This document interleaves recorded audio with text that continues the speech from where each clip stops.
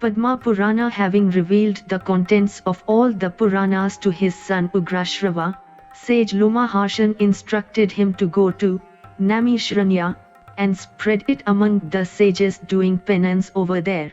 There is an interesting tale how this sacrosanct forest of Namish derived its name. Once, the sages sought Lord Vishnu's help in finding a suitable place where they could perform their religious activities unhindered. Lord Vishnu released his chakra and instructed them to follow it. This chakra had many circumferences, Nemi, and all of you can commence your penance at the place where one of them gets detached from the chakra, said Lord Vishnu. The sages followed the chakra as per the instruction of Lord Vishnu. Once of the circumferences of chakra got detached and fell at a place called Gangavarta.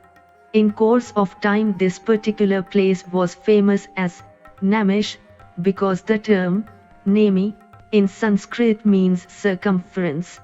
When Ugrashrava, who was popularly known as Sutha, reached Namishranya, all the sages received him with enlighten all the sages on the divine tales of Padma Purana. Sutha replied, Padma Purana consists of 5 sections and 55,000 shlokas. The names of these sections are Shrishtikand, Bhumikand, Swadkhand, Patalkhand and Uttamkand. The tales of Padma Purana praise the glory of Lord Vishnu. These tales were narrated to Lord Brahma by Lord Vishnu himself, who in turn propagated them in this world through various sages. The beginning of creation. The sages requested Sutha to narrate about the incident when sage Pulastya had met Bhishma. Sutha replied, Bhishma was doing penance at a place called Gangava. Being pleased by his austere penance, Lord Brahma instructed Pulastya to go to Gangava and bless Bhishma.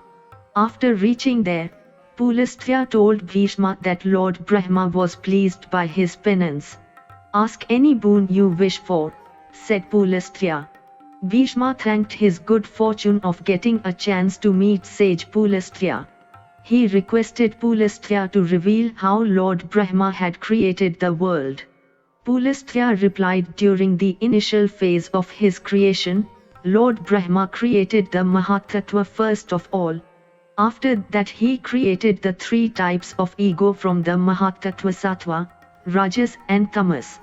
These 3 types of ego are the origins of all the 5 sense organs, organs of action and all the 5 basic elements: space, water, fire, air and earth.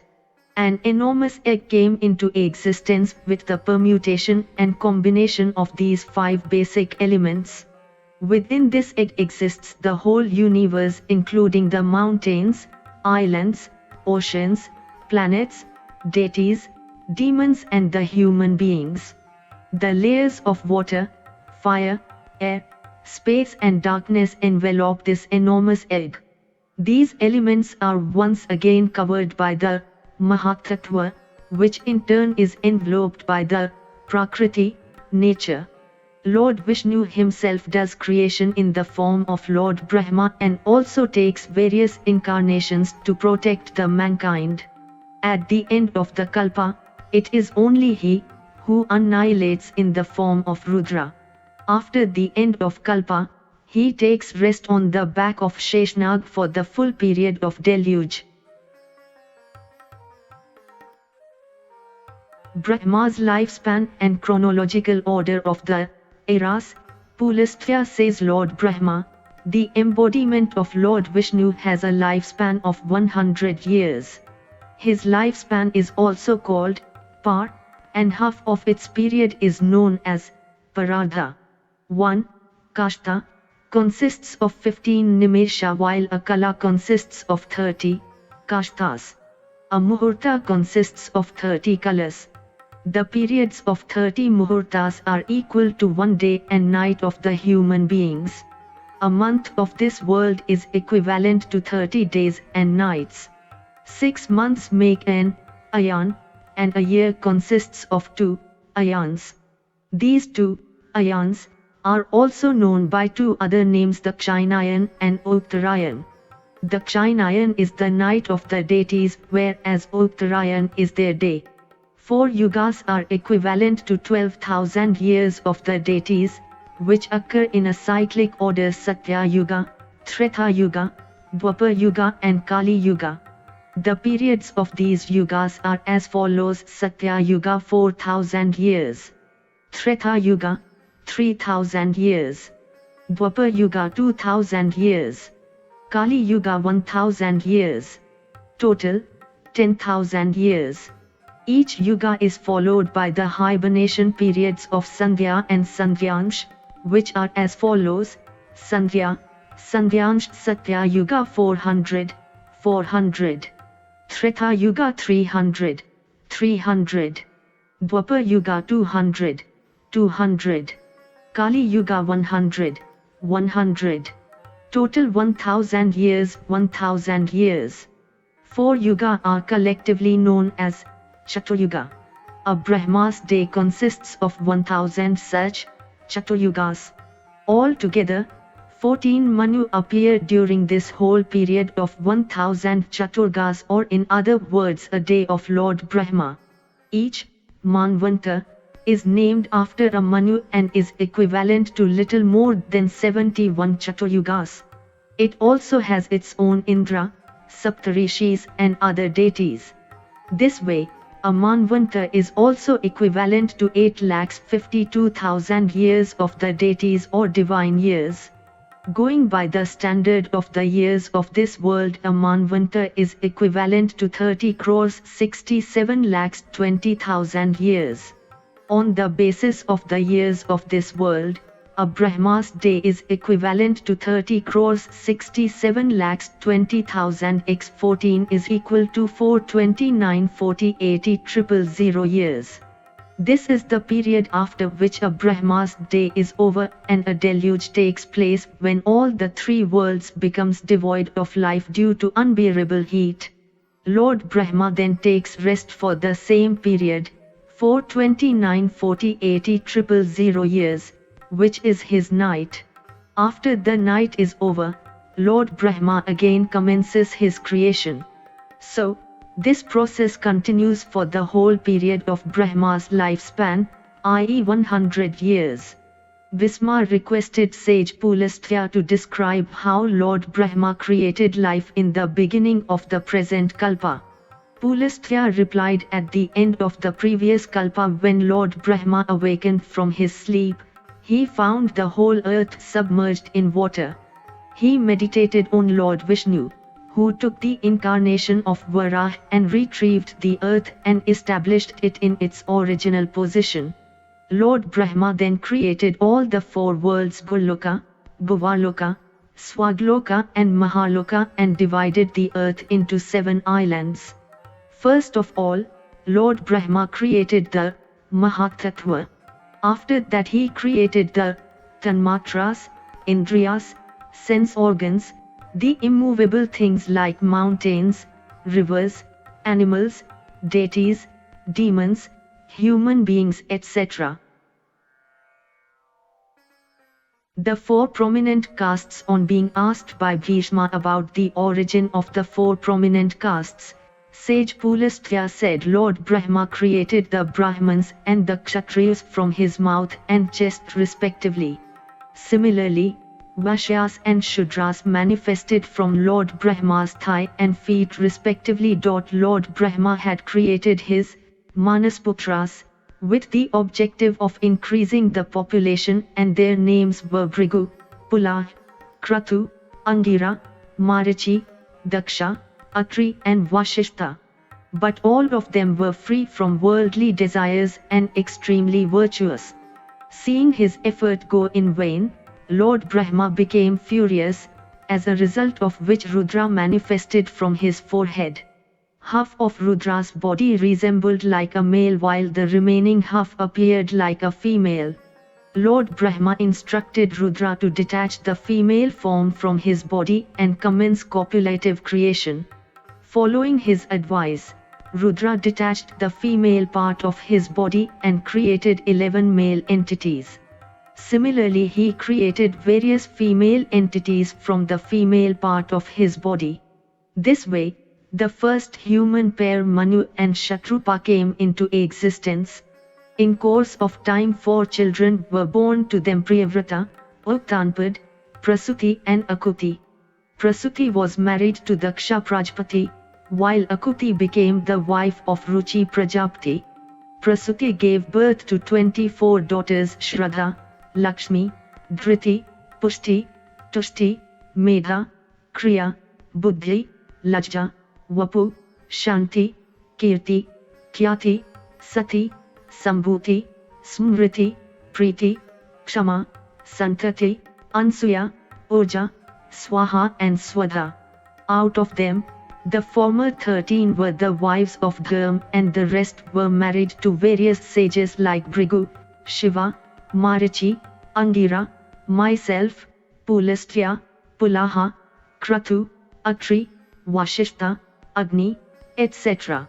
Shraddha gave birth to Kam, Lakshmi to Darp, Dhriti to Niyam, Tushti to Santosh, Pushti to Lobha, Medha to Shrut, Kriya to Dand, Ne and Vinay, Buddhi to Bodh, Lajja to Vinay, Vapu to Vyavasya, Shanti to Kshama, Siddhi to Sukh and Kirti gave birth to Yash. All of them were the sons of Dharma. Kam had a son named Harsh from his wife Nandi. Bhrigu's wife Khyati gave birth to a daughter named Lakshmi, the consort of Lord Vishnu.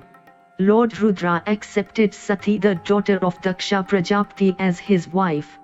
Hinsa was the wife of Adam and gave birth to Anrit and Nikriti. Anrit had 2 sons, Maya and Narak, while Nikriti had 2 daughters, Maya and Vedana. Maya married Maya while Vedana became the wife of Narak. Maya had a son named Mrityu, the lord of death, and Vedana gave birth to Duk. 5 children were born to Mrityu: Vyadhi, Jara, Shok, Trishna and Krodha. All of them were celibates and had no progeny. The manifestation of goddess Lakshmi. Bhisma expressed his desire to know about the manifestation of goddess Lakshmi. Pulastya replied, once, after being defeated by the demons, the deities went to Lord Vishnu and sought his help. Lord Vishnu instructed them to collect all the medicinal herbs and put them in the Kshayasagar, so that after the churning of the ocean ambrosia could be retrieved. Lord Vishnu also advised them to use the Mandar mountain as a churner and the serpent Sheshnag as a rope for churning the ocean. The deities then reached an agreement with the demons, according to which both the groups were supposed to unitedly churn the ocean. The great Mandar mountain was uprooted and placed on the back of the tortoise, the embodiment of Lord Vishnu. Sheshnag coiled around that mountain and both the ends were held by the demons and the deities respectively. The deities intelligently chose the tail end, while the demons in their foolishness chose the mouth end. The venom spilled by Sheshnag destroyed the power and strength of the demons. When the process of churning began, the first thing to emerge from the seabed was Kamdeu, the holy cow. The deities claimed the ownership of this divine cow. Subsequently, Varuni, intoxicating drink, emerged from the seabed, which was claimed by the ignorant demons. During the process of ocean churning, various kinds of things emerged out from the ocean: Parijat, 60 crore Apsaras, the moon and Kalkut, poison, which were distributed among the demons and the deities. Lord Mahadev drank the Kalkut when he saw that there was no taker for it. The churning of ocean also resulted into the manifestation of ambrosia pot, Uchchashrava, horse, and Airavat, elephant. Ultimately, goddess Lakshmi manifested herself, seated on a lotus. The deities eulogized her by chanting the mantras of Shri Sukta. The deities were desirous of having goddess Lakshmi on their side, so were the demons, but Lord Brahma instructed Vishnu to accept her as his consort. The demons became furious and snatched the ambrosia pot from the hands of sage Dhanvantari. Lord Vishnu then disguised himself as the most enchanting woman and fooled the demons into giving back the ambrosia pot. Lord Vishnu gave the pot to the deities who became immortal after drinking ambrosia. A tremendous battle was fought between the demons and the deities. But the demons were defeated in this battle and fled to the netherworld to protect their lives. The deities eulogized Lord Vishnu and returned to heaven. Sati gives up her life on being inquired by Bhisma about the reason why Sati gave up her life. Sage Pulastya narrated the following tale. Once, Daksha Prajapati had organized a grand yagya in which he had invited everybody except Lord Shiva. This yagya was presided over by 4 prominent sages: Vasishtha, Angika, Brihaspati and Narada. Sati went to attend the yagya despite Lord Shiva's reluctance to send her. After reaching there, she asked Daksha about the reason why he had not invited Lord Shiva. Daksha said, "Your husband is unworthy of being in the company of other deities, because of his abhorrent appearance. He smears ashes on his body and wanders through the cremation grounds. In the name of clothes, your husband puts on tiger's skin. A garland of skulls keep on hanging down his neck. All species of serpents coil around his body. Do you think he is eligible to sit in the company of the deities? Your husband had brought great shame on me, and this is the reason why I did not invite him." Sati could no more listen to her husband's criticism and gave up her life by jumping into the oblation fire. When the news of Sati's death reached Lord Shiva, he became extremely furious and sent his Ganas to avenge her death. The Ganas went and created havoc at the oblation site. After the death of Sati, Lord Shiva became a recluse and lost all interest in his life. His mind was preoccupied by nothing else but the thoughts of her beloved. One day, sage Narada informed Lord Shiva about Sati's rebirth as the daughter of Himvan and Meena. Lord Shiva became extremely pleased by this good news. Eventually, he reunited with her eternal consort Parvati. The origin of deities, demons and serpents. Bhisma requested sage Pulastya to explain how different entities like the deities, demons and serpents came into being. Pulastya replied, having failed in his repeated attempts of increasing population by the means of Sankalpa, Daksha Prajapati was left with no option but to take the help of copulative creation. He begot 60 daughters from his wife named Virini. In course of time 10 of them were married to Dharma, whose names were Arundhati, Vasu, Jami, Lamba, Bhanu, Marutwati, Sankalpa, Muhurta, Sadhya and Vishwa. Vishwa gave birth to Vishwadeva, while Sadhya was the mother of Sadhya. Marutwati gave birth to Marutvan. Vasu had 8 sons who became famous as the Vasis yourself, Bhisma, Dhruva, Soma, Dar, Anil, Pratyush and Prabhas. Bhanu had a son by the same name, i.e. Bhanu. Maharta begot deities, who were the lords of auspicious moments. Lamba gave birth to Ghosh, while Jami had a daughter named Nagwati. Arundhati became the mother of all the creatures of this world. As far as the offspring of 8 Vasis are concerned, you, Bhisma, have 4 sons: Shant, Vatand, Samp and Munibhru. Dhruva had a son named Kal, while Soma was the father of Vircha. Dar had 2 sons, Dravin and Havyava. Anil had 3 sons, Pran, Raman and Shishir. Anil also had 3 sons, Shak, Upshak and Nagamya. Pratyush had a son named Deval, who later on became a famous sage. Prabhas was the father of Prajapati Vishwakarma, the architect of the deities. The names of the 11 Rudras are Rajagpad, Ahibudnya, Virupaksh, Ravat, Har, Bahurup, Trayambak, Savitra, Jayant, Pinaki and Aparajit. All of them are said to be the lords of the Ganas and have altogether 84 crore progenies known as the Rudraganas. Sage Kashyapa had 13 wives: Aditi, Diti, Danu, Arishta, Sursa, Surbhi, Vinta, Tamara, Krudvasha, Ira, Kadru, Kasa and Muni. Kashyapa had two sons from Diti, Hiranyakashipu and Hiranyaksha. Hiranyakashipu had four sons: Prahlad, Anuhlad, Sanhlad and Hlag. Prahlad also had four sons. One of them was Virochan. Virochan was the father of Bali. Banasur, who had 1,000 arms, was the eldest son of Bali. Hiranyaksha had four sons, who themselves had 27 crore sons and grandsons in all. Kashyapa had begotten 100 sons from Danu, among whom Viprachati was the most powerful. Viprachati had 14 sons from Sinhikasa in Haikya, Rahu, Kansa, Shank, Nala, Vatapi, Ilval, Namuchi, Kashrima, Anjan, Narak, Kalnab, Pamanu, Kalpavirya and Dhanuvansha Vivardhan. Kashyapa also had 6 daughters from Tamrashuki, Shayani, Basi, Gridhi, Sugridhi and Shuchi. All 6 of them gave birth to various species of birds.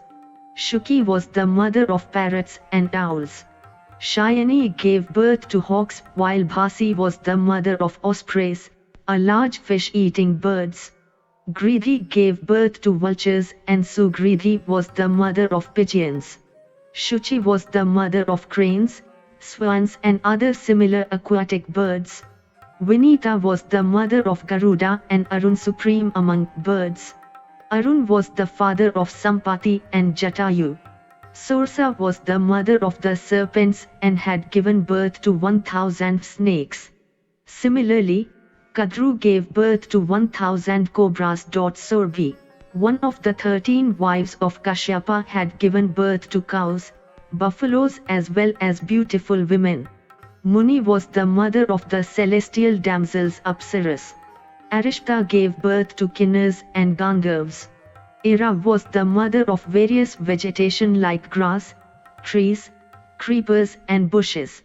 Kasa gave birth to crore of Rakshasas, monsters, and Yakshas. Kashyapa had also begotten 49 Maruganas from Diti.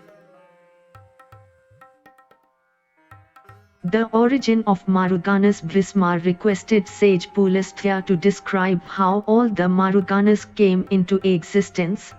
Pulastya replied, all the sons and grandsons of Diti had perished in the battle fought between the deities and demons. Diti, the mother of Daityas, demons, wanted to take revenge, so she started doing a penance at the bank of river Saraswati, which lasted for 100 years. Being pleased by her austere penance, sage Kashyapa arrived and expressed his desire to bless her with a boon. Diti wanted a mighty son who could kill Indra. Sage Kashyapa then implanted his sperms in Diti's womb and instructed her to remain there, where she had been doing penance, for 100 years. He also instructed her on various do's and don'ts which a pregnant woman is expected to observe. Diti agreed to follow his instructions. Meanwhile, Indra got wind of her pregnancy and became scared. He wanted to destroy the fetus at any cost, so he arrived at the place where Diti was staying. He had disguised himself to avoid being recognized by Diti. He engaged himself in her servitude, waiting for an opportune moment to destroy the fetus. This way, 99 years had passed and only 3 days were remaining, after which Diti was expected to give birth to a son. As the inevitable day approached nearer, Indra started becoming restless. One day, Diti was very tired and fell down asleep. Her hair was untied and her head had stooped down while she was sleeping. just opposite to the instructions Kashyapa had given to her. Finding the moment opportune, Indra entered into Diti's womb and cut the fetus into 7 pieces with his Vajra. The 7 fragments of fetus instantaneously got transformed into 7 infants and started wailing. Indra became furious and once again he attacked them with his Vajra and severed them into 7 pieces each.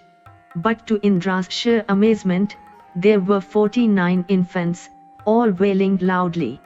He tried to stop them from crying by shouting, "Marud, don't cry," but to no avail.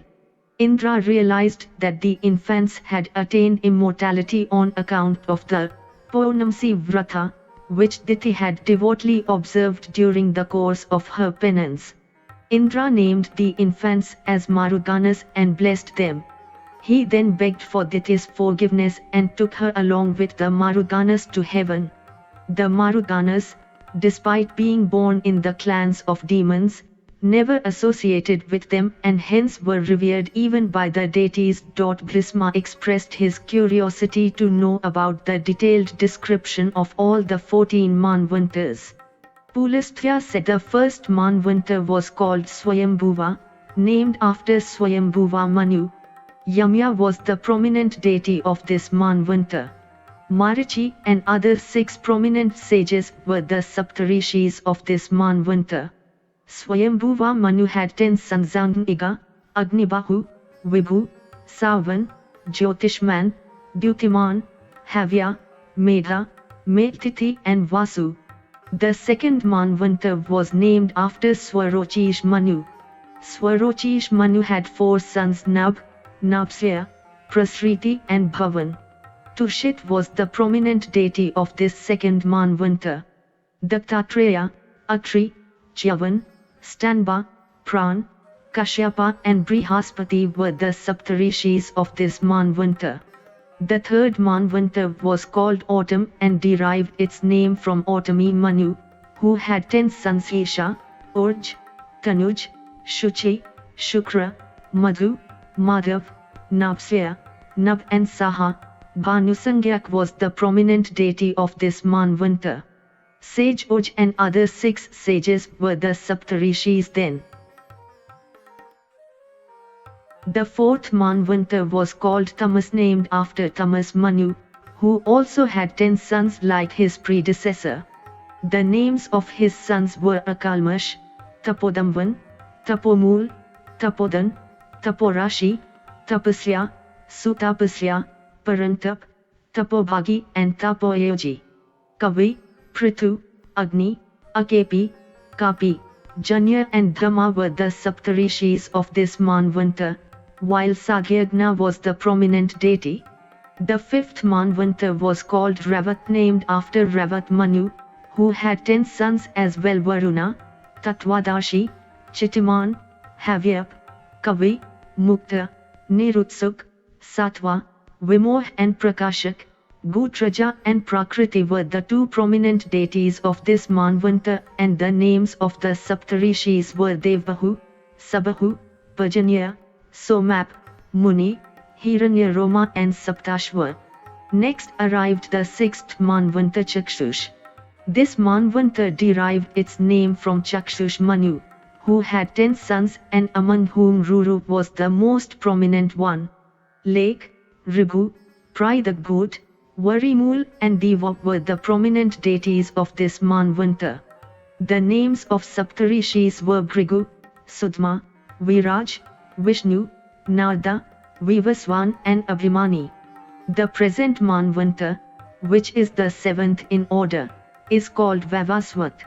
The Saptarishis of this Manvantar are Atri, Vashishta, Kashyapa, Gautam Yogi, Bharadvaj, Vishwamitra and Jamdagni. The 8th Manvantar will be called Savarnya and will be named after Savarni Manu. Savarni Manu will have 10 sons: Dhriti, Variyan, Yavasu, Suvarna, Drishti, Karishnu, Agya, Sumti, Vasu and Shukra. The Saptarishis of this Manvantar will be Ashwathama, Rishyashringa, Kaushikya, Galav, Shatanan, Kashyap and Parshuram. The ninth Manvanta will be named after Ruchi Manu and will be called Rochya Manvanta. Ruchi Manu will have a son named Rochya. The 10th Manvanta will be called Bhoitya and will derive its name from Bhoitya Manu son of Bhuti. The 11th, 12th, 13th and 14th Manvantas will be named after Meruswani, Ribhu, Vidhrama and Vishkavasen Manus respectively. All these 14 Manus successively ruled this world for the total period of 1000 Chatuyugas. At the end of Kalpa, each of them unite with Lord Brahma. King Prithu and the Surya dynasty. Bhisma inquired sage Pulastya about the mighty King Prithu upon whom the earth was named as Prithvi. Sage Pulastya replied, Anga Prajapati was the descendant of Swayambhuva Manu and Sunita was his wife.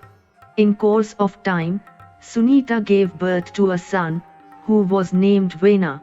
After growing up, Vena turned out to be an extremely irreligious person and used to spend his time committing all sorts of immoral deeds. The sages tried to bring him to the virtuous path but to no avail. They became furious and cursed Vena, as the result of which he died. The sages then churned his dead body, which resulted into the manifestation of a mean caste called Mlecha. They kept on churning his body and in the process, an extremely virtuous entity manifested from the right hand of Vena. He held various weapons like make, bow and arrows in his hands.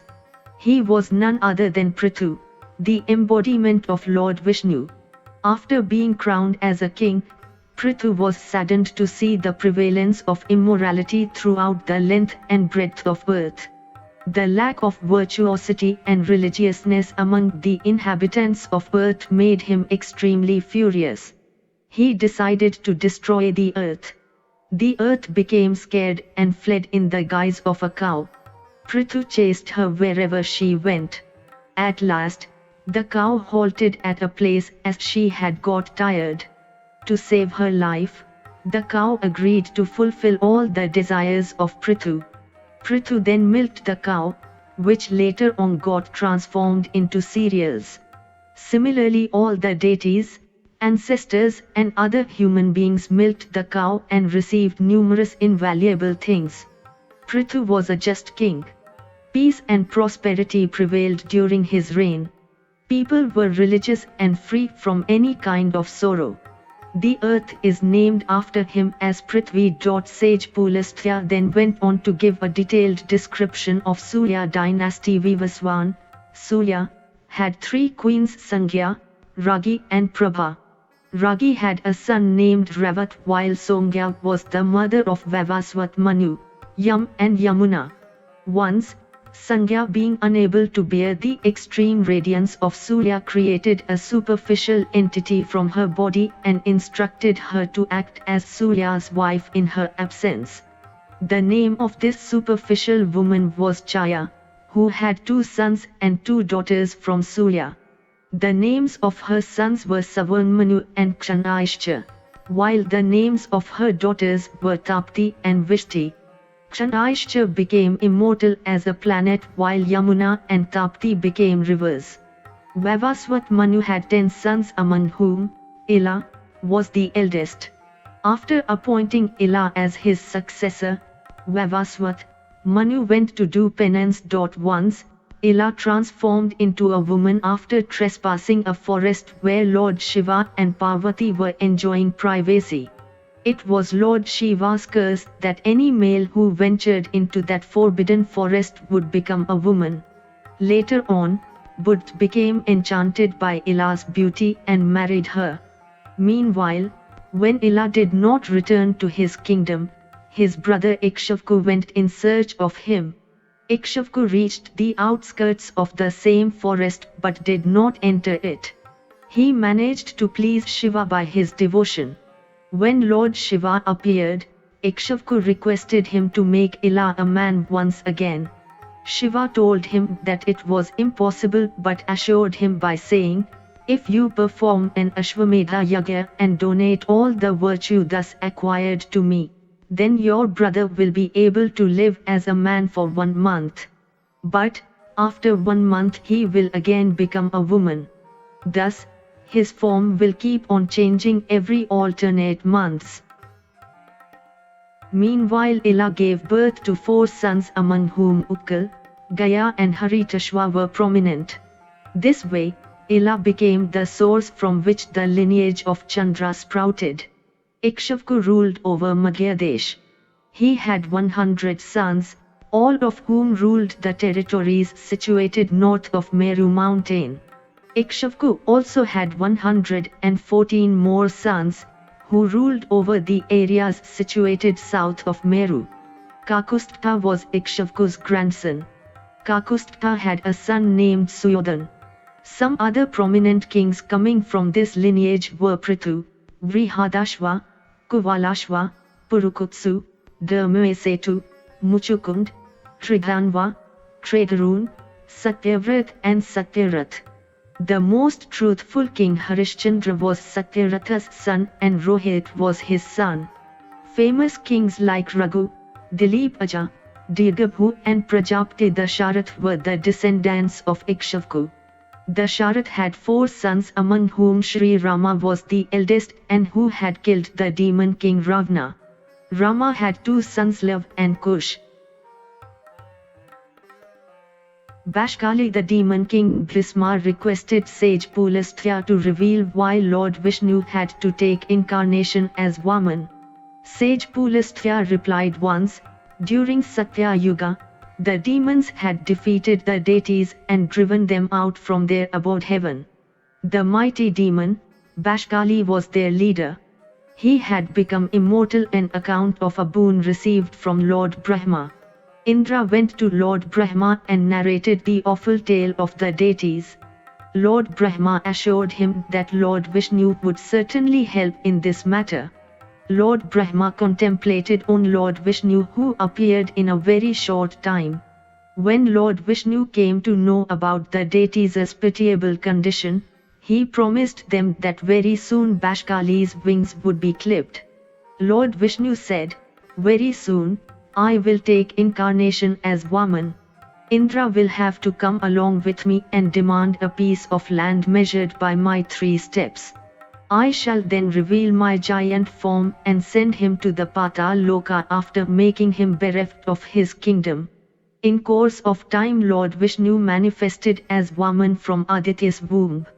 His manifestation was simultaneously marked by various auspicious signs. The air became full of fragrance, the deities started rejoicing, the trees started shedding flowers on their own, and all the desires of living beings were fulfilled.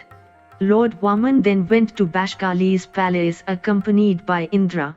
Both of them marveled at the grandness of Bashkali's city, which was surrounded by a high boundary wall. Bashkali was a very virtuous and benevolent king. He was truthful and well versed in all the scripture. His subject lived in prosperity and enjoyed a long life. When the demons saw Indra coming with a dwarf, they informed Bashkali. Bashkali instructed the demons to bring both the guests with due respect. Bashkali treated his guests with all honor and asked Indra about the reason for his sudden arrival. Indra praised Bashkali's benevolence and said, the short Brahman accompanying me is desirous of a piece of land measured by his 3 steps. Bashkali was amused at this ridiculous demand and requested Vaman to ask for anything he wished. But Vaman wanted nothing more than a small piece of land measured by his 3 steps. Shukracharya, Bashkali's guru, smelled something fishy and warned him, but he was not to listen. Bashkali then requested Vaman to go ahead and measure the land by his 3 steps. Suddenly, Lord Vaman transformed his physique into a giant size. His first step reached the Suryaloka and his second step touched the Dhruvaloka. He hit the top of the universe with his third step, as a result of which water poured down. The water got collected and came to be known as Vaishnavi River. But the land had still not been measured, and hence Lord Vaman reminded Bashkali of his vow, and ultimately the helpless Bashkali surrendered to the will of Lord Vaman and sought his refuge. Lord Vaman blessed him and sent him to Pataloka. Sri Rama kills Shambhak. After killing the demon's king Ravana, Sri Rama returned to Ayodhya.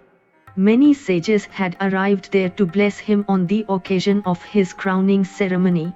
Sage Vasishtha was one of them.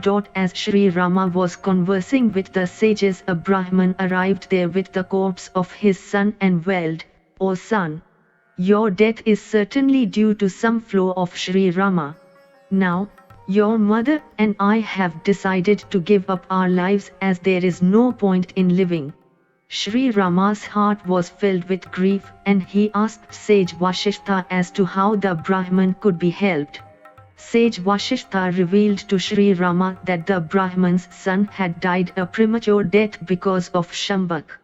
Vasishtha said, "Shambhak is a Shudra by birth, but he is doing an austere penance. Shudras are not entitled to do penance in all the 3 yugas, except the Kali Yuga. So, only his death can bring back the Brahman's son alive." Sri Rama instructed both his younger brothers Lakshman and Bharata to look after the state's affairs in his absence, and went in search of Shambhak boarded on his Pushpak Vimana. Sri Rama saw a man doing penance at the shore of a reservoir. He landed his Pushpak Vimana and went near that man. He introduced himself and inquired about the man's identity. Sri Rama asked, "Why are you doing such an austere penance? Who are you?" Without moving, the man replied that he was a Shudra named Shambhak. He said, "I am desirous of attaining to Devaloka, and hence I am doing this penance." Sri Rama took out his sword and severed Shambhak's head. All the deities hailed Sri Rama, and the Brahman's child became alive once again. Manifestation of Ganesh and Kartikeya. Once, before taking her bath, Goddess Parvati anointed unguent on her body, and while removing it created a human form from the accumulated dross. The head of this human form resembled an elephant. Parvati then playfully immersed the human form into river Ganga. But, to her sheer amazement, the human form became alive and of enormous size. She accepted him as her son, and he was none other than elephant-headed deity Ganesh. Once, Lord Shiva became so deeply fascinated by her consort Parvati he did not come out from his palace for 1,000 years. The deities became worried and sent Agni to find out the reason. Agni disguised himself as a parrot and entered the palace where Shiva was enjoying privacy with Parvati. Meanwhile, Parvati went at the bank of a reservoir to quench her thirst. After reaching there, she saw 6 divine women, Matrikas, carrying water in the leaves of lotus flowers. As Parvati was thirsty, she requested them to give some water. The Matrikas agreed on the condition that a son born to her, Parvati, should also have to be accepted as their son. Parvati gave her consent. The Matrikas gave Parvati water to drink. Hardly had Parvati finished drinking water than a divine child emerged out from her womb. The child possessed various weapons like trident, Shakti and a noose in his hands. He was none other than Kartikeya. The deities appointed Kartikeya as the commander of their army. During that time, a mighty demon named Tharaksur used to torment the deities. Kartikeya killed that demon on the request of deities. An ideal Brahman and the significance of Gayatri Mantra. Describing about the qualities of an ideal Brahman, sage Pulastya said once, Narada had asked Lord Brahma as to who was worthy of receiving Vishnu's blessings. Lord Brahma had told Narada that Lord Vishnu showered his blessings on those who engaged themselves in the service of Brahmans. A Brahman should be virtuous and well versed in all the scriptures. A Brahman who does not observe the rituals as mentioned in the Vedas brings disgrace to his ancestors. An ideal Brahman is respectful towards his parents, teachers, and treats his guests with due honor. He never aspires for women other than his wife and chants the sacred Gayatri mantra every day. Goddess Gayatri is said to have manifested in the lineage of Sankyayan. She is of fair complexion and fire is the symbolical expression of her mouth. Lord Brahma dwells on her forehead, Lord Vishnu in her heart, and Lord Rudra has his abode in her braided hair. The Gayatri mantra consists of 24 letters and each of them is related with a specific deity. There is a mention of Gayatri mantra, which consists of 18 letters. It begins with the word Agni and ends with Swaha. The mantra is as follows: Om Agnavakpansi Yajodidin Jushta Somam Paiba Swaha. A person who chants the mantra for 100 times becomes liberated from gravest of sin. The various deities related with the 24 letters of Gayatri mantra are as follows: first letter dash Agni, second letter dash Vayu, third letter dash Surya, fourth letter dash Akash, fifth letter dash Yamraj, sixth letter dash Varuna, seventh letter dash Brihaspati, eighth letter dash Pajanya, ninth letter dash Indra, tenth letter dash Gandharv, 11th letter dash Pusha, 12th letter dash Mitra, 13th letter dash Kavoshta, 14th letter dash Vasu, 15th letter dash Maruganas, 16th letter dash Soma, 17th letter Angira, 18th letter Vishwadeva, 19th letter Ashwins, 20th letter Prajapati, 21st letter all deities, 22nd letter dash Rudra, 23rd letter dash Brahma, 24th letter dash Vishnu. A devotee should then perform the ritual of Niyas by mentally establishing different words of the Gayatri mantra in the various parts of his body as given below: Om Bhuh in the heart, Om Bhuva dash in the head, Om Swah in the top knot, Om Tat Saviturvarenyam in the whole body, Om Bhargo Devasya Dhimahi in both eyes, Om Dhiyo Yo Na Prachodayat in both hands. Regular chanting of Gayatri mantra bestows similar virtues attained by the study of all the 4 Vedas. A Brahman who does not know Gayatri mantra is considered to be worse than a Shudra. Anybody who chants Gayatri mantra attains salvation. Brahman's livelihood. Describing how a Brahman should earn his livelihood, Lord Brahma said to Narada, alms, which a Brahman gets without making any demand for it, is called vrita. Anchavriti is even better than vriti, and it means collecting food grain which are scattered in places like fields, granary, marketplace, etc. A Brahman should accept the dakshina that his host gives him after the completion of yagya ceremony. He should engage himself in educational activities.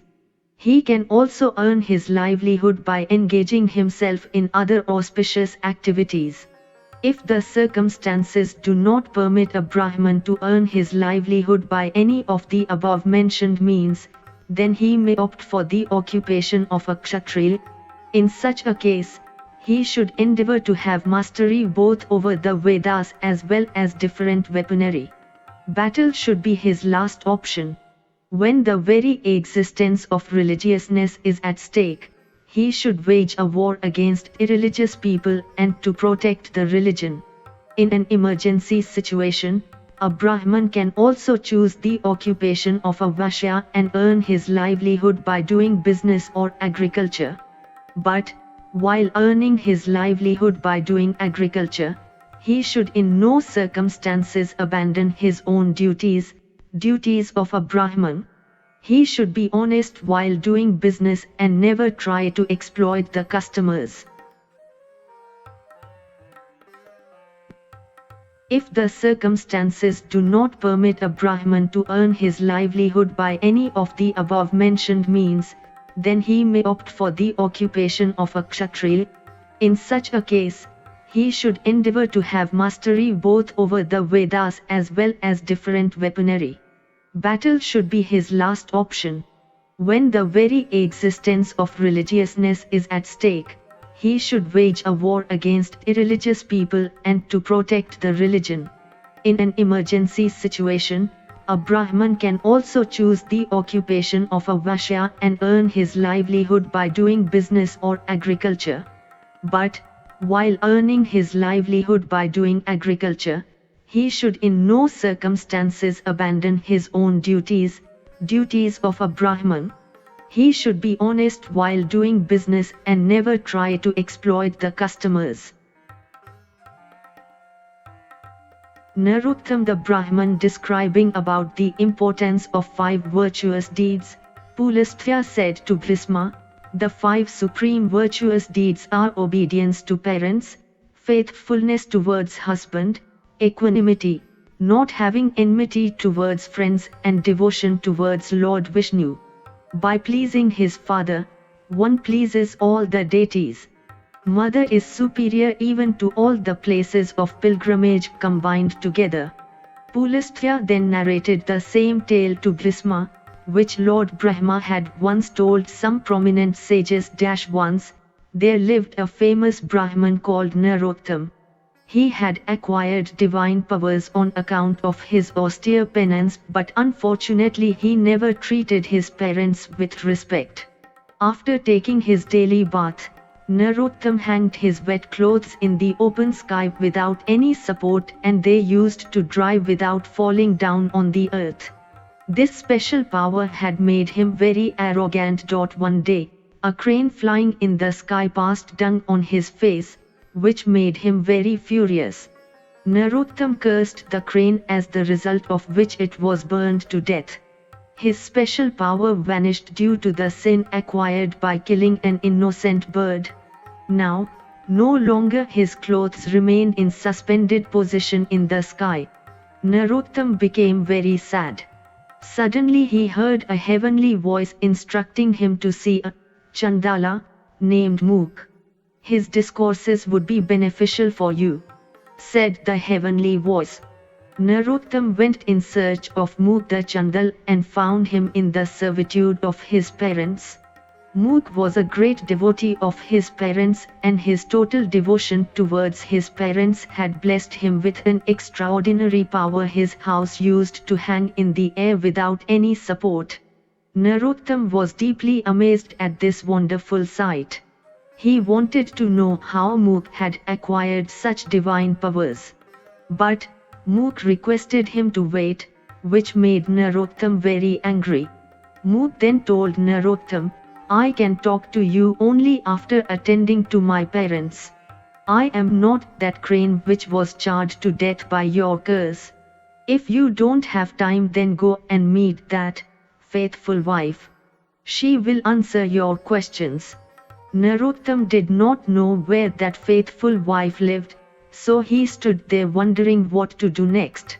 Suddenly Lord Vishnu emerged from Mook's house disguised as a Brahman. He took Narottam to the faithful wife's house. All along the way Lord Vishnu preached Narottam on the qualities of a chaste woman. As both of them were about to reach that chaste woman's house, Lord Vishnu disappeared, leaving Narottam all alone. Narottam requested the woman to enlighten him on the finer points of virtuosity. But the woman was busy attending her husband and requested him to wait. Narottam threatened to curse her, to which the woman replied, I am not that crane whom you had cursed. If you are in a hurry, then you can go and meet Dharmtulada. He is an honest businessman and is capable of answering your queries. Lord Vishnu once again appeared from that woman's house disguised as a Brahman.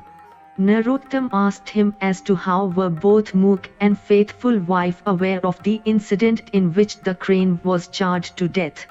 Lord Vishnu told him that both of them had acquired this special power by the virtue of their respective religiousness. Lord Vishnu and Narottam proceeded towards the place where Dharmchulada did his business transactions. As they were about to reach the place, Lord Vishnu disappeared once again, leaving Narottam all alone. Narottam saw Dharmchulada busy in his dealings with total honesty.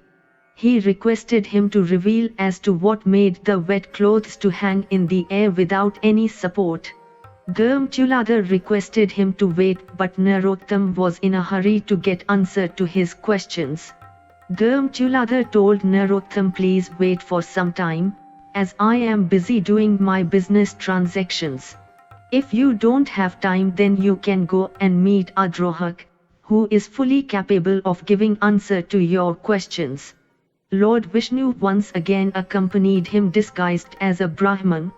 When both of them were about to reach the place where Adrohak used to live, Lord Vishnu disappeared and Narottam was left all by himself. Once again, Narottam requested Adrohak to preach on the essence of religiousness. Adrohak was a man of impeccable conduct and had full control over the sensual urges. He advised Narottam to meet the supreme devotee of Lord Vishnu, who lived nearby. Adrohak said, you would get answers to all your questions. He will reveal to you the reason that made wet clothes to hang in air without any support. Narottam then proceeded towards the place where the supreme devotee of Lord Vishnu lived. Lord Vishnu once again accompanied him in the guise of a Brahman. After reaching there, Narottam expressed his desire of seeing Lord Vishnu. The supreme devotee took him to a temple situated inside the house premise. Narottam was amazed to see the same Brahman, who had been accompanying him all along the way, sitting on a lotus flower. He realized that the Brahman was Lord Vishnu himself. Lord Vishnu blessed him and said, be respectful towards your parents, if you want to attain to my abode. I dwell in the houses of people who are virtuous, truthful, possessed equanimity, and who have full control over their passion. This is why you found me present at the homes of Chandal, Tulada, and Adrohak. Narottam realized his mistake and decided to be in the servitude of his parents for the rest of his life. The significance of Rudraksh, Amla and Tulsi. Once, while describing about the importance of Rudraksh to the sages, Vyasa said, one who wears a Rudraksh rosary is supreme among all human beings. The mere sight of such a holy man absolves people of their sin. A Rudraksh bead bears features of a ling and yoni on its surface. One should not wear a Rudraksh on which above mentioned features are absent. Similarly, two joint beads should never be worn. All the mantras become doubly powerful when chanted with the help of Rudraksh rosary. During Satya Yuga, there lived a mighty demon named Tripurasur. He had conquered the deities and was capable of moving in the space. The deities sought help of Lord Shiva, who killed Tripurasur by the sight of his third eye. In the process, few drops of sweat emanating from Shiva's body fell down on the earth. These sweat drops got transformed into a large Rudraksh tree. Amla is a very nutritious fruit and great religious significance has been attached to it. Amla fruit is very dear to Lord Vishnu and its use on the auspicious day of Ekadashi brings unmatched virtue. A person who regularly eats amla enjoys a long life. The following tale adequately describes the religious importance of amla. Once upon a time, a Chandala went into the forest for hunting. He hunted many deer and birds. Feeling hungry, he saw an amla tree and climbed up the tree. This way he satiated his hunger by eating sweet amla fruits. Unfortunately, while he was climbing down the tree, he fell down and died. When the attendants of Yamraj arrived to take back his soul, They could not do so even after repeated attempts. The attendants of Yamraj became very surprised and went to the sages for clarification. The sages revealed to the attendants that they could not go near the Chandala's dead body, because he had eaten Amla just before his death. Such is the glory of Amla. Once Kartikeya asked Lord Shiva about the holiest tree, which was capable of giving salvation. Lord Shiva replied, the Tulsi plant is supreme among all the vegetations. She is very dear to Lord Vishnu and fulfills all the desires of a man. Lord Krishna dwells near the place where there is a Tulsi plant. Spirits and ghosts never dare to venture near the Tulsi plant. If a man attaches a Tulsi leaf to his shikha at the time of his death, he is liberated from all his sins. One who worships Lord Vishnu by offering Tulsi leaves attains salvation. The importance of Surya's worship. Once, while describing about the importance of Surya's worship to Vaishampayan, sage Vyasa narrated the following tale. There lived a king named Bhadrashva. He ruled over Madhyadesh. Once his left hand was infected with leprosy. Bhadrashva, fearing the prospect of dreadful leprosy spreading to his whole body, decided to end his life. He expressed his desire to the head priest. The head priest cautioned Bhadrashva that if he went ahead with his decision, then the whole kingdom would be destroyed. He said, "You will be cured of leprosy if you worship Lord Surya." The head priest then told the king about the appropriate rituals of Surya worship. King Bhadrashva began his austerities and worshipped Lord Surya by chanting mantras and offering articles like Navedya, fruits, Adhya, Akshat etc. to the deity. King Bhadrashva was cured of his leprosy within a year by the virtue of his deep devotion towards Lord Surya. Bhumikand. Different types of sin and virtue. Once, Yayati requested Matali to describe the various sinful and virtuous deeds, which a man normally commits in his life. Matali replied, one who criticizes the Vedas and follows the religion of others after abandoning his own or torments virtuous people is a grave sinner. Similarly, not respecting one's parents, not giving dakshina to a Brahman after the completion of a Shraddha ceremony, studying the scriptures in an impure physical state are some other sinful deeds. One who obstructs a hungry man from having his food or thirsty person from quenching his thirst commits a sin similar to that of killing a Brahman. Matali described some other types of sins: backbiting, seeing faults with others and demeaning their efforts, acquiring others' land by unfair means, killing innocent animals, having illicit relationship with women other than one's wife, telling lies, showing disrespect to the guests etc., are considered to be sinful deeds. Describing about the various types of virtuous deeds, Matali said, non-violence, forgiveness, truthfulness, devotion towards God, benevolence, abstinence, oblation and meditation are some of the virtuous deeds. Donating food grains, domesticated animals like horse, cow etc., giving water to a thirsty person are some other types of virtuous deeds. A person who donates wooden sandals a needy Brahman attains to the heaven. Worshipping Lord Shiva or Lord Vishnu enables a man to attain to the Shivaloka or Vishnuluka respectively. King Yayati propagates Vaishnavadharma. King Yayati was the son of Nahush and a descendant of Soma dynasty. He was a great devotee of Lord Vishnu and had contributed a lot in the propagation of Vaishnavadharma. Yayati had sent many emissaries in all directions to propagate Vaishnavadharma. During Yayati's reign his subjects were prosperous and were free from any kind of sorrow. Peace prevailed everywhere and people did not experience any natural calamity like drought or famine. King Yayati enjoyed an unbelievably long life of 1 lakh years. He was blessed with eternal youth, and his appearance was enough to give an inferiority complex to a young man. All this, he had attained by the virtue of his supreme devotion towards Lord Vishnu.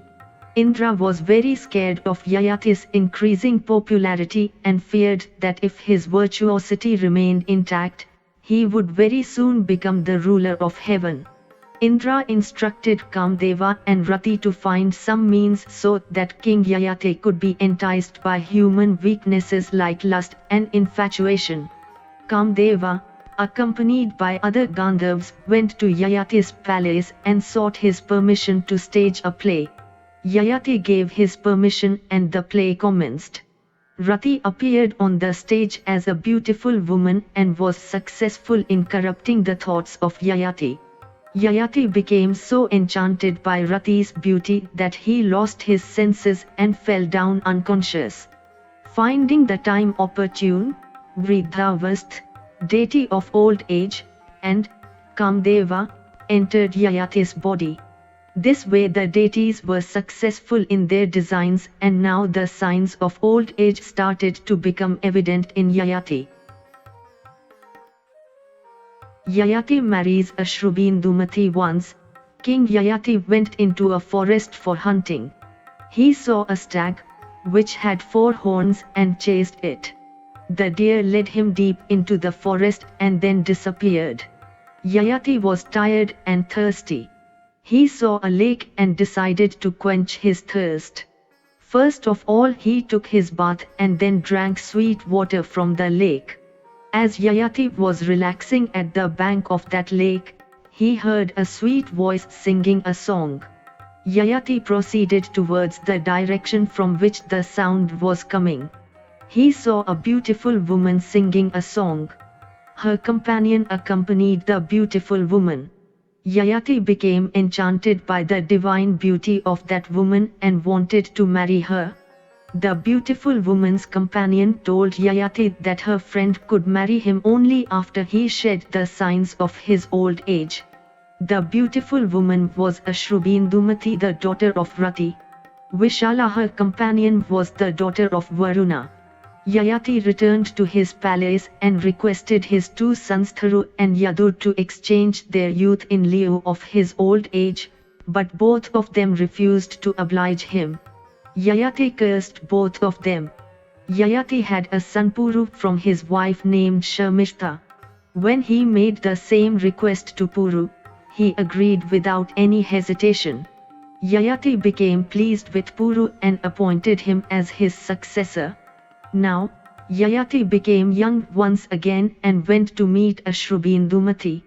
But Ashrubindumati's friend Vishala was still not convinced and expressed apprehension that her friend would never play second fiddle to his 2 wives Sharmishta and Devyani. King Yayati, being blinded by his lust, assured Vishala that Ashrubindumati would enjoy the supreme authority and she had nothing to fear. He said, "I promise that you will be my only wife and I will have nothing to do with my wives." This way Yayati married Ashrubindumati and enjoyed a blissful married life for 20,000 years. Once, Ashrubindumati expressed her desire of visiting all the divine places Indraloka, Brahmaloka, Shivaloka and Vishnuluka. Yayati took back his old age from Puru and returned his youth. He appointed Puru as his successor and instructed his subjects to live peacefully. But the people wanted to be with Yayati, so all of them accompanied him to the heaven. Yayati visited all the divine places and ultimately attained to Vishnuluka. Kunjal, the enlightened parrot, once, while describing about the importance of a teacher, Lord Vishnu had narrated the following tale to King Vena. Sage Chyavan came from the lineage of Bhargav. Once, he arrived at Omkareshwar with the objective of acquiring knowledge. Since he was tired, he decided to take rest under the shade of a banyan tree. A parrot named Kunja lived on that tree. The parrot had 4 young ones: Ujjaval, Samujwal, Vijwal and Kapinjal. Kunjal was a very learned parrot and had mastery over all the scriptures. Once, Ujjwal requested Kunjal to give discourse on various aspects of religiousness. Kunjal said the whole world is full of sorrow. A man can be liberated from his sorrow by the means of salvation because salvation is free from sorrow. Salvation can be attained with the help of abstinence, self-control and having deep devotion in Lord Vishnu. The soul being enlightened is also called Paramatma. But, covered by the darkness of ignorance, it becomes difficult for the soul to attain salvation. A devotee can meditate on both the forms of Lord Vishnu Sakar, with form, and Niraka, formless. But, meditating on the Sakar form is easy for anybody. On the other hand, only an enlightened soul can meditate on the Niraka form of Lord Vishnu. There are various austerities related with Lord Vishnu and which, if observed by a devotee, pleases him. Jaya, Vijaya, Jayanti, Vanjali, Tilganda, Triksprish, Akshanda and Manoraksha. All these austerities are similar to different types of Ekadashi or Dwadashi Vrata. Similarly, two other austerities, namely Ashunyashayan and Janmashtami, are capable of freeing a man from all his sin. A devotee who chants Shatnam Stotra attains salvation. Kunjal preaches Vijwal, describing the virtue of benevolence to Vijwal. Kunjal the learned parrot narrated the following tale. Once, there lived a king named Sabahu who ruled over Chola Desha. A learned Brahman named Gemini used to counsel him on religious and spiritual matters.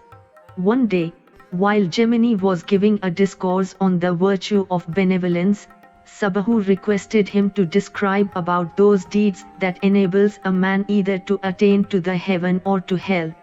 Gemini replied, one who earns his livelihood by improper means definitely goes to hell. Similarly, atheists, licentious people, proudy, backbiters and ungrateful people go to hell too. One who gobbles up others' wealth by illegal means or shows disrespect to his guest goes to hell. One who is a habitual liar, or one who kills innocent animals, or one who has abandoned the religious path is certain to go to hell. One who is truthful and engages himself in various virtuous deeds like penance, meditation, study of the scriptures, goes to the heaven. One who is respectful towards his elders and leads a virtuous life goes to the heaven. In the same manner, he who is benevolent and free from vices like jealousy, hatred, etc. goes to the heaven. Similarly, one who leads his life as per the instructions given in the scriptures or has full control over his sensual desires goes to the heaven. King Sabahu was so impressed by Gemini's preaching that he decided to spend rest of his life in the service of Lord Madhusudan. He performed countless oblations as long as he was alive and attained to Vishnuluka after his death. Kunjal narrates about his previous birth. Sage Chyavan, who had been listening to the narration of Kunjal, was amazed by his profound knowledge. He asked Kunjal, "O great soul, who are you? From where did you acquire such divine knowledge?" Kunjal, who remembered everything about his previous birth, said, "In my previous birth, I was the youngest son of a Brahman named Vidyadhar. My name was Dharm Sharma. Seeing my dislike for study, my father became worried about my future. I used to waste my time loitering here and there. People used to make fun of my stupidity, which made me extremely sad. I decided to acquire knowledge but did not find anybody willing to teach me. In due course of time I became old but was still an idiot. One day, I was sitting in a temple cursing my fate. Suddenly, a sage arrived there and asked me as to what made me so sad. I narrated my woeful tale. The sage felt pity on my condition and blessed me with divine knowledge that made me capable of having advanced knowledge of all the future incidents of the world. Sage Chyavan was curious to know about the reason that made Dharm Sharma to be born as a parrot. Kunjal replied, O Brahman, a man is influenced by the company he keeps. The reason why I took birth as a parrot is related with an incident which occurred in my previous birth. Once, a wicked fowler sold a parrot to a Brahman who in turn presented it to me. With the passage of time I became very attached with the parrot and gradually deviated from my virtuous path. As a result, all my divine knowledge vanished and I became an idiot once again. One day, a cat arrived and killed that parrot in my absence. I became very sad and used to spend my time crying over the dead parrot. Ultimately I died, but even at the time of death, my mind was preoccupied with the thoughts of my beloved parrot. As a result, I was born as a parrot, but fortunately I remembered my previous birth even while I was still in my mother's womb. I was full of remorse and used to curse myself for having wasted my life. Sage Chyavan was amazed by the narration of Kunjal the learned parrot. Swagakhada. Some prominent holy places of Bharatavarsha. Once, sages requested Sutha to describe about the most prominent places of pilgrimage situated in Bharatavarsha. Sutha commenced his narration by describing the origin of creation and then switched over to the geographical characteristics of Bharatavarsha. Sutha said there are 7 prominent mountain ranges in Bharatavarsha: Mahendra, Malal, Sahya, Shaktiman, Raikchavan, Vindhya and Pariyatra.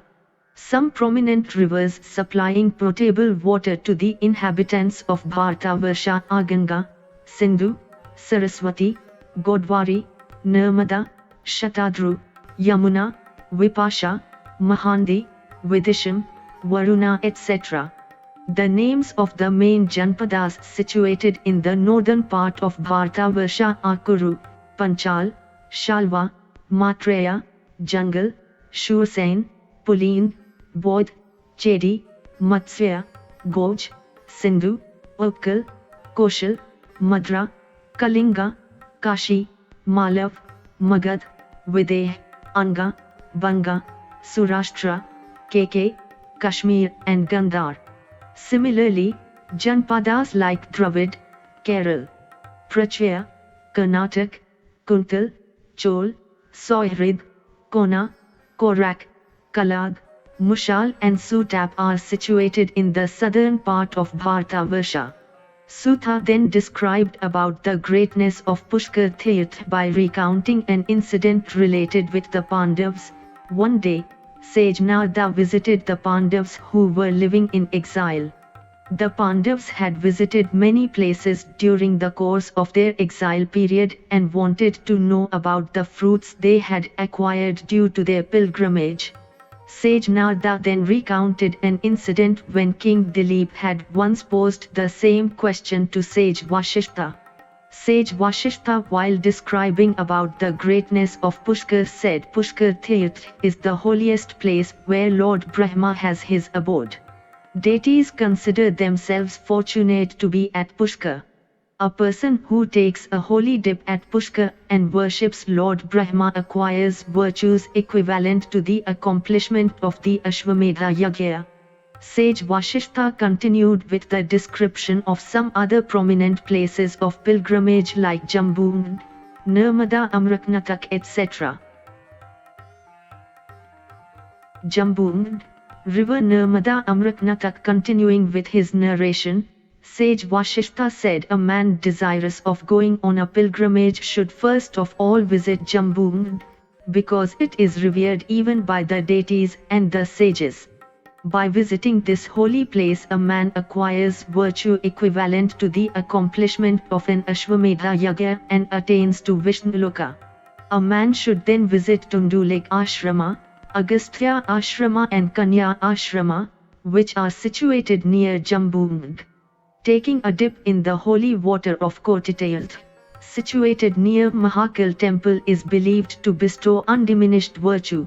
Bhadravat is a famous place of pilgrimage related with Lord Shiva, and paying a visit here gives virtue equivalent to donation of 1000 cows. A man who takes holy dip in river Narmada and performs Tarpan in the name of manes acquires fruits similar to the accomplishment of Agnishtam Yagya. Narmada is the holiest of all the rivers. A man becomes liberated from his sins by taking bath for 3 weeks in river Saraswati. Similarly, it takes 1 week of regular bath in river Yamuna for a man to become absolved of all his sins. The mere touch of Ganga water liberates a man from all his sins, but mere sight of river Narmada is enough to liberate a man from all his sins. Kotirudras are believed to dwell in the vicinity of Amraknatak mountain. Altogether 60 crores and 60,000 places of pilgrimage are situated all around this holy mountain. Anybody present in the vicinity of this mountain must refrain from any kind of sinful deeds. Visiting Amraknatak mountain during solar and lunar eclipses is considered to be extremely auspicious. Similarly, the confluence site of Narmada and Kaveri is considered to be sacrosanct. Anybody who takes a holy dip in the confluence of Narmada and Kaveri becomes liberated from his sins. Dharmtirth and Yamuna Snan. Sage Narada continued with the description of various holy places and said, a pilgrim must visit Dharmtirth, which is named after the lord of death Dharm. Once upon a time Dharmaraj had performed an austere penance at that place. This is the reason why it became famous as Dharmtirth. By visiting Dharmtirth, a man liberated all his ancestors up to 7th generation. After that, a pilgrim should go to Kalap forest, Soigandik forest, Suvarna Dhumavanti respectively. All the above mentioned holy places are capable of giving salvation. Describing about the virtues of taking a holy dip in river Kalini, Yamuna, Sage Narada said, a person who takes a holy dip in Yamuna becomes liberated from all his sorrows. The virtue acquired by taking a bath in Yamuna is greater than paying visits to various holy places like Pushkar, Kurukshetra, Brahmavarta and Kashi. Taking a dip in Yamuna also helps in the fulfillment of all the desires of a man. Although different rituals have been attributed to various yugas like Satya Yuga penance, Treta Yuga knowledge, Dwapar Yuga yagya and Kali Yuga donation, yet virtue of taking a holy dip in Yamuna transcends even time. Although the whole stretch of river Yamuna is believed to be holy, yet Yamuna flowing near Mathura holds special importance because of her deep association with Lord Krishna. Narada narrated a tale to prove the significance of taking a bath in Yamuna. During Satya Yuga there lived a Vaishya named Hemkundal. He had earned lot of wealth by dint of hard work. Although he was very rich, yet happiness deluded him, as he had no progeny. He was worried as to who would inherit his property after his death. In course of time, Hemkundal attained old age and after realizing about the impermanence of the world indulged himself in virtuous deeds. He was blessed with 2 sons, Shri Kundal and Vikundal. When both his sons grew up, Hemkundal went into the forest to do penance. Shri Kundal and Hemkundal squandered the whole wealth which their father had earned so painstakingly. Both of them were of loose moral character and had illicit relationship with many prostitutes. In a very short time they became poor and both of them starved to death. When the Yamdoots reached Yamloka after taking their souls, Yamraj ordered put Shri Kundal in row of help but send Vikundal to the heaven. While Vikundal was being taken to the heaven, he asked one of the Yamdoots, the sins committed by my brother and me were almost identical, then why is my brother being sent to hell while I am being sent to heaven? The Yamdut replied, "You are being meted out this special treatment on account of your virtues acquired by bathing twice in river Yamuna. There was a Brahman friend of yours named Swamitra. You had accompanied him to Mathura and twice taken bath in the holy Yamuna.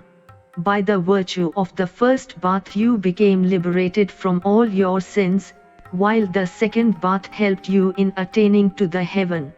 Vikundal requested the Yamdut to allow his brother to accompany him to heaven.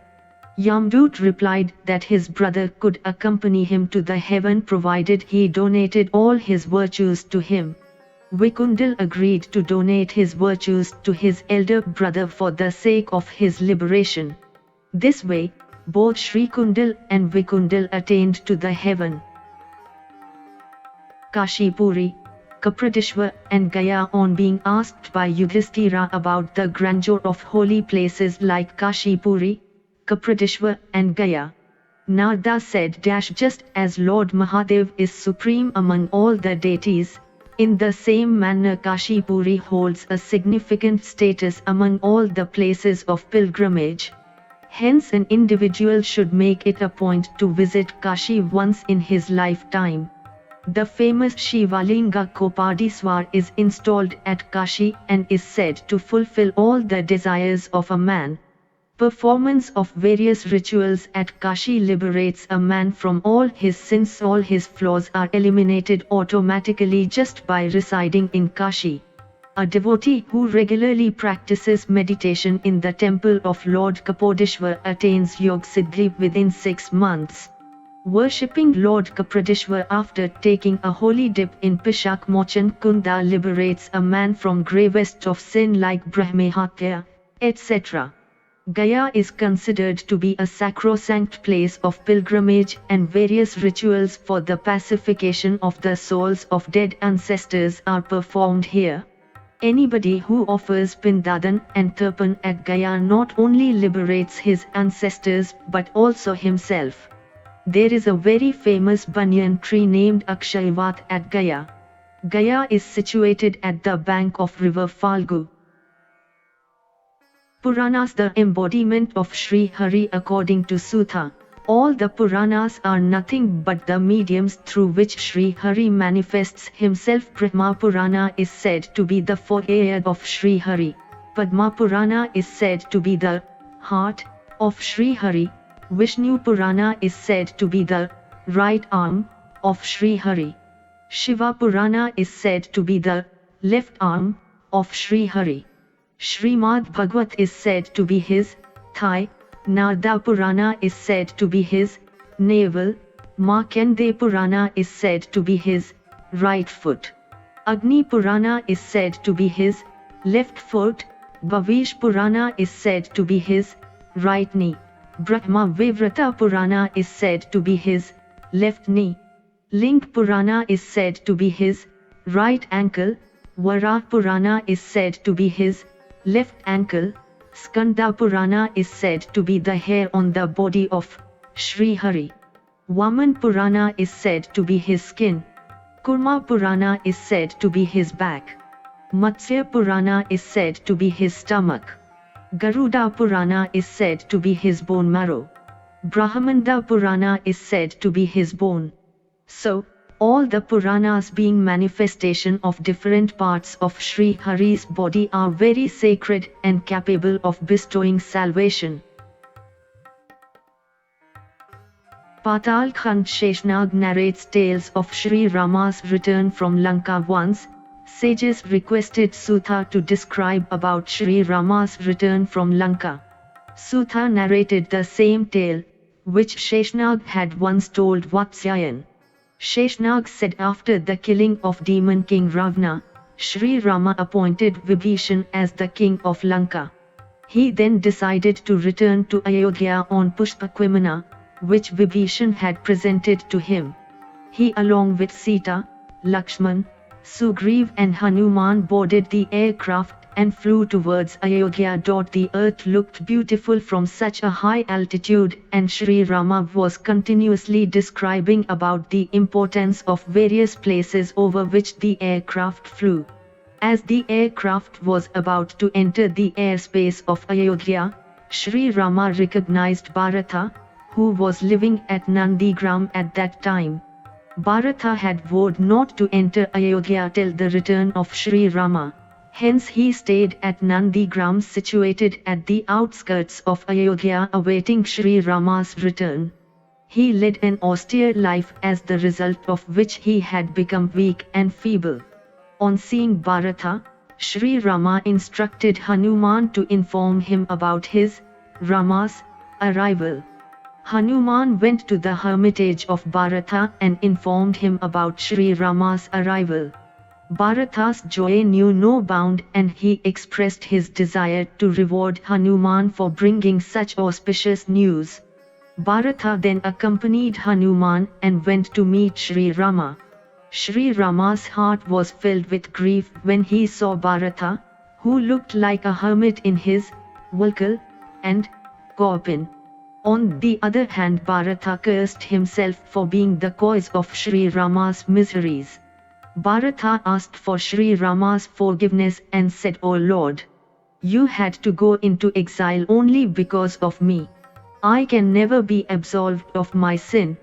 Sri Rama consoled him, and after taking Bharatha into his embrace, inquired about his welfare. He told Bharatha that he had to undergo the sufferings of exile because of his own destiny. "You are not at fault. Don't curse yourself for my misery," said Sri Rama. At last all of them, including Bharatha, boarded Pushpak Vimana, and the aircraft took off for Ayodhya. Continuing with Sri Rama's tale, Sheshnag said, when Sumant brought the news of Sri Rama's arrival at Ayodhya, people danced in joy. Preparations started being made for Sri Rama's grand reception. The whole city of Ayodhya was decorated with rows of lighted lamps. Sri Rama and Sita alighted from the Pushpak Vimana, and both of them were carried in a palanquin to the palace. People stood in queues on both sides of the road with folded hands. Sri Rama blessed them by raising his hand. First of all, Rama went to meet Kaikeyi, who was full of remorse and guilt. Sri Rama consoled her, and then went to meet Sumitra to pay his obeisance to her.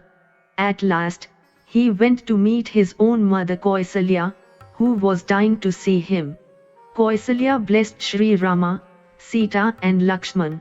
Bharatha then instructed the royal astrologers to decide upon an auspicious moment for Sri Rama's coronation. Thus Sri Rama became the king of Ayodhya. During his reign, peace and prosperity prevailed everywhere. People were virtuous, and there was no sign of sin. Ravana, the mighty demon people of Ayodhya, lived peacefully during Sri Rama's reign until one fateful day when they were struck by a bad news. Sri Rama had abandoned Sita after a washerman leveled an unfair charge against her character. Such was the greatness of Sri Rama that opinion of each and every individual was given due respect, irrespective of his position and status. One day, Sage Agastya arrived in the royal court of Sri Rama. After the formal salutations were over, Sage Agastya complimented Sri Rama for killing Ravana. Sri Rama asked Agastya, who was Ravana, the tormentor of deities. "I am anxious to know about the origin of his whole clan." Sage Agastya replied, "Vishrava was the grandson of Lord Brahma. His father was Sage Pulastya. Vishrava had two wives, Mandakini and Kakesi. Mandakini's son was Kuber, while Kakesi was the mother of Ravana, Kumbhakarna and Vibhishan. Kuber ruled over Lanka. One day, Kuber came to see his parents boarded on his aircraft Pushpak Vimana. After he returned to Lanka, Ravana, who was very much impressed by Kuber's royal appearances, asked Kakesi, who was this fellow? From where did he acquire such an amazing aircraft? Kakesi revealed to Ravana that the guest was none other than his stepbrother Kuber. She said, "Kuber is the son of your stepmother Mandakini.